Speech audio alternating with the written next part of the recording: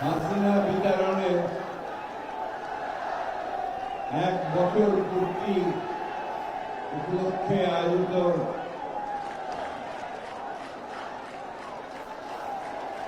এই সমাবেশে সংগ্রামী সভাপতি, আজকের এই ছাত্র দলের সমাবেশের প্রধান অতিথি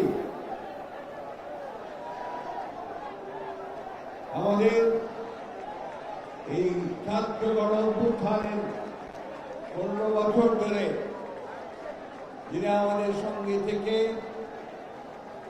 আমাদেরকে নেতৃত্ব দিয়ে আমাদের লক্ষ্যে পৌঁছে দিয়েছেন, আমাদের সেই তরুণ নেতা যার উপরে ভরসা করে আজকে বাংলাদেশের 18 কোটি মানুষ খেয়ে আছে, আমাদের ভারপ্রাপ্ত চেয়ারম্যান জনাব তারেক রহমান মঞ্চে উপবিষ্ট আছেন। ছাত্র আন্দোলনের সোনালী অতীত যাদেরকে তারা সবাই বলে, অর্থাৎ যারা সফলভাবে অভ্যুত্থান করেছে বিভিন্ন সময়ে, সেই সমস্ত সৈনিকেরা আজকে এই সমাবেশে উপস্থিত লক্ষ ছাত্র ভাই ও বোনেরা, আসসালামু আলাইকুম। নতুন একটা সূর্য উঠেছে। এই সূর্য আলোকিত করবে আমাদের সকলকে। এই সূর্য একটা নতুন দিগন্তের সূচনা করেছে, নতুন স্বপ্ন দেখাতে শুরু করেছে। প্রিয় ছাত্র ভাই ও বোনেরা, আমাদের সামনে একটা নতুন সুযোগ উপস্থিত হয়েছে, আমাদের এই বাংলাদেশকে আবার নতুন করে তৈরি করা। আমাদের ছাত্র ভাইরা তারা অনেক রক্ত দিয়েছে, অনেক নির্যাতন সহ্য করেছে, বারবার কারাগারে গেছে। আমার মনে হয় আমার এমন একজন ছাত্র ভাই নেই যে যারা কারাগারে যায়নি, নির্যাতন সহ্য করে। আজকে সেই টেকনাফ থেকে তেঁতুলিয়া পর্যন্ত সমস্ত এলাকার ছাত্র ভাইরা এখানে সমবেত হয়েছে। এটা একটা অত্যন্ত আনন্দের দিন, আমরা একই সঙ্গে আমাদের কষ্টের দিন। কারণ 1 বছর আগে এই দিনটিতে, এই সময়টাতে আমরা আমাদের ভাইদেরকে হারিয়েছিলাম। আমি গত পরশু, তার আগের দিন আর ঠিক মনে নেই, আশুলিয়াতে গিয়েছিলাম। সেখানে আমাদের এই ছাত্র ভাইদেরকে পুড়িয়ে, গুলি করে মেরে ফেলার পরে পুড়িয়ে মেরে ফেলা হয়েছে। এক ক্লাস 2 এর ছেলে গুলি করে তার মাথার খুলি উড়িয়ে দিয়েছে। সে মাথার খুলিতে সে মারা যায়নি, পরে সার্জারি করে তার মাথার ভিতরে প্লাস্টিক দিয়ে লাগিয়ে দিয়েছে। এরকম অসংখ্য অসংখ্য ঘটনা আমাদের রংপুরের সাইড, চট্টগ্রামের ওয়াসিম থেকে শুরু করে শত শত হাজার ছাত্ররা প্রাণ দিয়েছে। 1 দিন নয়, 2 দিন নয়, দীর্ঘদিন ধরে। শুধু 36 দিন নয়, তার আগে 15 বছর ধরে আমাদের ছাত্র জনতা, শ্রমিকেরা তারা প্রাণ দিয়েছে। এই যে প্রাণ দেওয়া, এই যে বিসর্জন দেওয়া, আত্মত্যাগ করা, লক্ষ্যটা একটাই, সেটা হচ্ছে আমরা একটা সুন্দর আবার ভূমি চাই। আমাদের ছাত্ররা কি চায়? তারা পাস করে চাকুরি পাবে, পাস করে নিজেদের প্রতিষ্ঠিত করবে, বাবা মায়ের কষ্ট লাঘব করবে, এই জিনিসটাই চায়। তারা বাংলাদেশের নতুন নতুন কলকারখানা দেখতে চায়, তারা বাংলাদেশের নতুন কর্মসংস্থান সৃষ্টি করা দেখতে চায়, তারা এখানে ন্যায় বিচার দেখতে চায় এবং একই সঙ্গে তারা দেখতে চায় যেখানে ভালো মানুষেরা দেশ শাসন করুক, একটা সুশাসন চায়। প্রিয় বন্ধুরা, তোমাদেরকে বন্ধু বলছি এই জন্যে, আজকে আমাদের বয়স অনেক হয়েছে, তারপরেও তোমাদেরকে বন্ধুগুলোর জন্য তোমাদের সঙ্গেই আমরা সবসময় কাজ করেছি, কাজ করব। তোমাদেরকে বন্ধু বলতে আমরা গর্ববোধ করি। আজকে বাংলাদেশের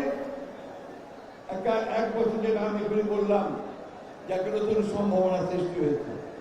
অনেক সমস্যা আছে আমাদের, আপনারা জানেন খুব ভালো করে, সবাই জানেন আপনারা যে আমরা বাংলাদেশের সমস্যাগুলোকে চিহ্নিত করে আমাদের নেত্রী দেশনেত্রী বেগম খালেদা জিয়া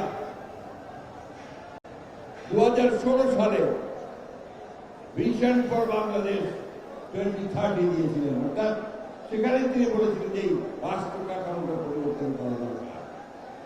ঠিক একইভাবে আমরা আন্দোলন করছি হাসিনার বিরুদ্ধে, সরকারের বিরুদ্ধে, তখন আমরা মনে করেছি এবং আমাদের নেতা তারেক রহমান মনে করেছেন যে এইভাবে বাংলাদেশ চলতে পারে না।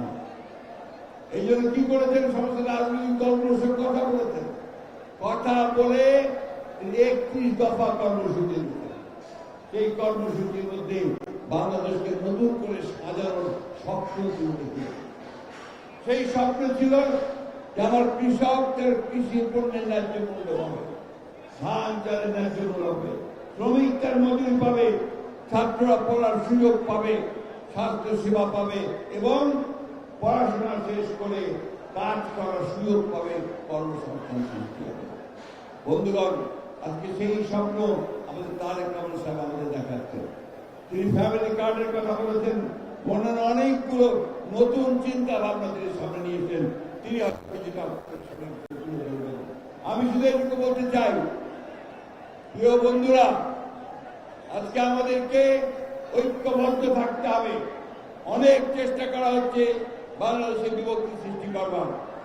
আমাদের পাশের দেশে ভারতবর্ষে ফ্যাসিস্ট হাসিনা আশ্রয় নিয়েছে, তার লোক পড়েনি।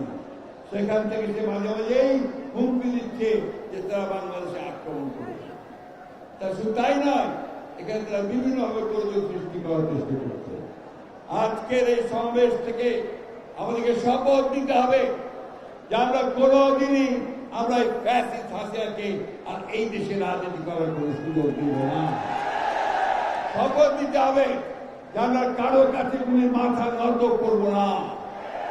আমরা আমাদের দেশকে আমরা নিজেরাই স্বয়ং সম্পূর্ণ হয়ে গড়ে তুলব। বন্ধুগণ, এটা নেতৃত্ব দিচ্ছেন আমাদের তারেক রহমান সাহেব। সেই পথই তিনি দেখাচ্ছেন, যে জন্য তিনি কি স্লোগান দিয়েছেন যে সবার আগে, কি স্লোগান দিয়েছেন তিনি,